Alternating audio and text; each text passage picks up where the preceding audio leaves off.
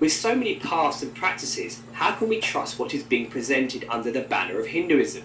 Both Christianity and Islam build their faith on historical records.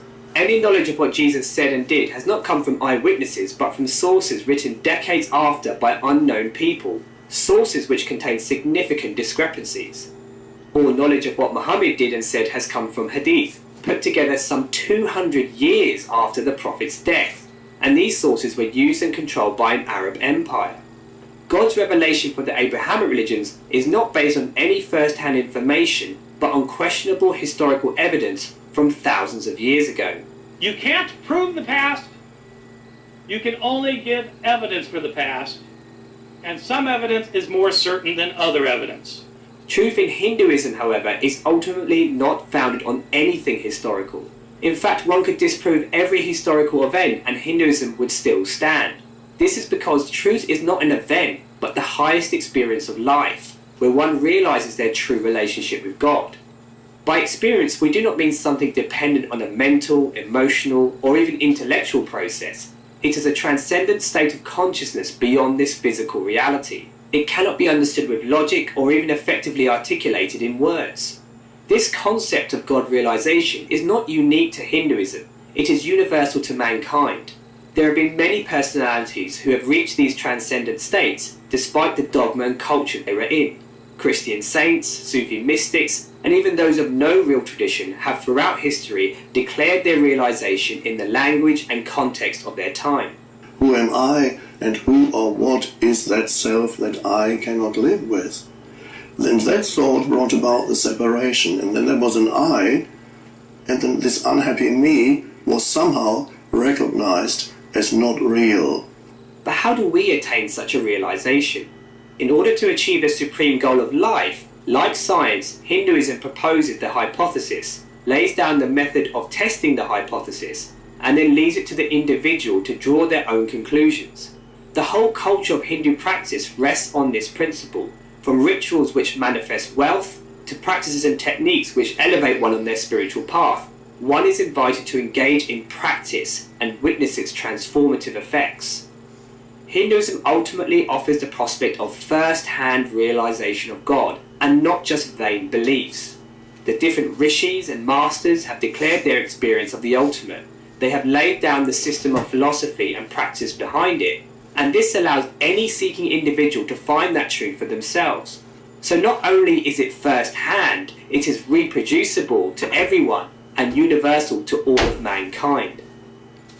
Although the truth is accessible to all, it is important to make clear that not everybody is ready to achieve the supreme state of God realization. Many, if not most, do not have the desire to embark on a spiritual path.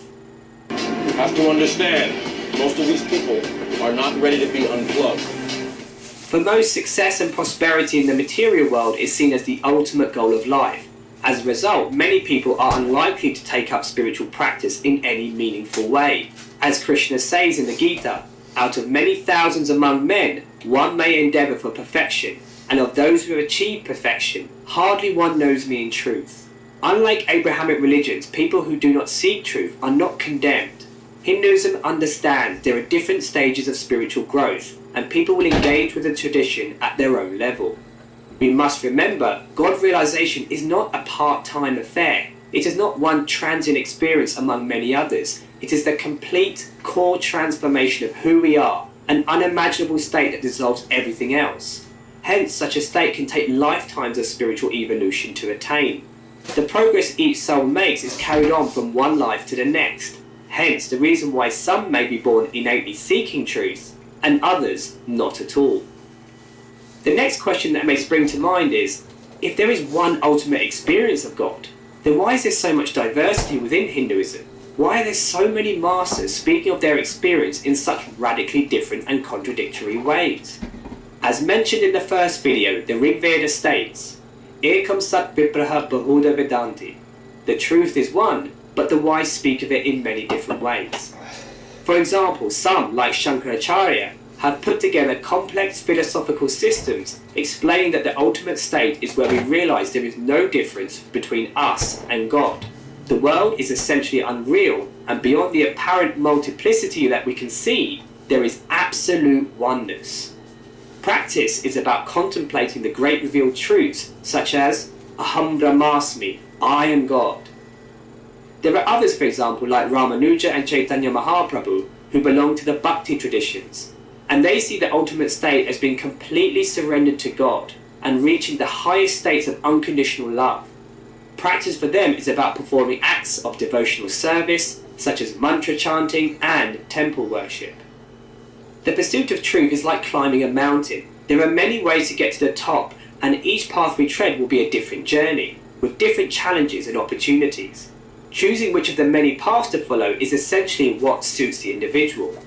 For some, God as an impersonal reality beyond the physical universe resonates deeply with the way they see life.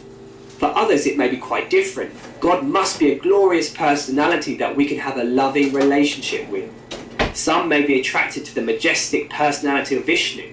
Some enjoy God as the meditative and merciful aspect of Lord Shiva, while others view the Supreme Personality as a mother figure who constantly nurtures and tends to her children. Hinduism acknowledges and celebrates difference, and it is for each individual to decide which connects most with them. Without this initial connection, one cannot embark with any real sincerity on any path to truth. Superficial reasoning is not enough for one to give themselves fully to the pursuit of God. One must have an inner attraction to the perceived goal that propels them along their path. So it is the experience of different masters and gurus that underpins Hinduism. They have reached the top of the mountain, and from there they shout down the experience and method of how to gain what they have. The way up the mountain can be very different depending on which path one takes. Their teachings and interpretations of scripture are a roadmap which describe the path, and most importantly, identify the different signposts along the way to the top. The signposts act to instill confidence in the seeker that they are on the right path. But scripture and teaching is just one aid along the path. Another source of authority is that of the spiritual master. A living, enlightened master is one who embodies the highest experience and therefore becomes an authority in guiding the spiritual seeker along the way. He has not only realized the truth, but also knows what is needed for that individual to reach that truth. Whereas scripture may provide a general direction, the master is one who knows the right prescription for each disciple. The exact role of the guru will be discussed in future videos. When looking for truth, therefore, Hinduism offers both scripture and the master as authorities. But again, we must state that the spiritual path is experiential. As a result, it is one's own personal revelation that will also provide answers. As one grows and evolves on the path, the ability to discriminate between our lesser limited nature and our higher divine nature becomes clearer. Wisdom and insight begins to dawn. Our consciousness develops and we become more responsible for our development. Both Christianity and Islam reject that we can rely on our own personal authority. Authority for them must come exclusively from scripture. Human beings cannot be trusted. Like a child in a sweet shop, they declare that if we make ourselves our own authority, then we will descend into chaos. But the reality is, we cannot get away from relying on our own authority. No matter how much scripture we have, we will always have our own interpretation of it. Hence why we see so much variety in Christianity and Islam. There are extreme and liberal forms of both religions. Even to choose any religion in the first place, we must trust our own conviction. Personal revelation is part and parcel of the experience of life. To an immature seeker, truth needs to be black and white. There needs to be clear boundaries that stop them giving in to their lower nature. There needs to be rewards which entice them into action and consequences which instill a fear of stepping out of line.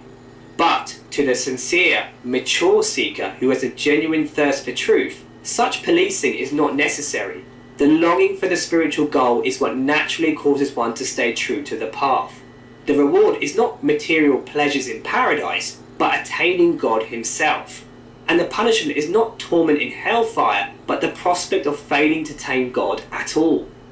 In conclusion, we can see that Abrahamic religions are theologies which present their case for truth by incessantly trying to piece together historical evidence.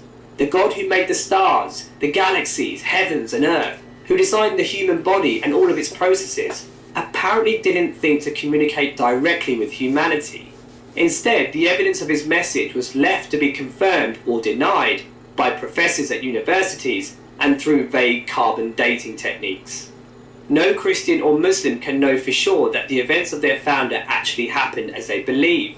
At best, they can be inferred, speculated about, and followed with a leap of faith.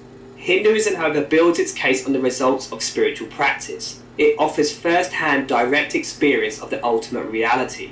Whereas Abrahamic religions insist that they have all the answers to truth in their book, Hinduism often does the opposite. Using spiritual techniques, it encourages one to abandon the limited dogma of the mind, leaving one in a pure seeking or surrendered state, a state that is ripe for the direct realization of God Himself. Many thanks for listening.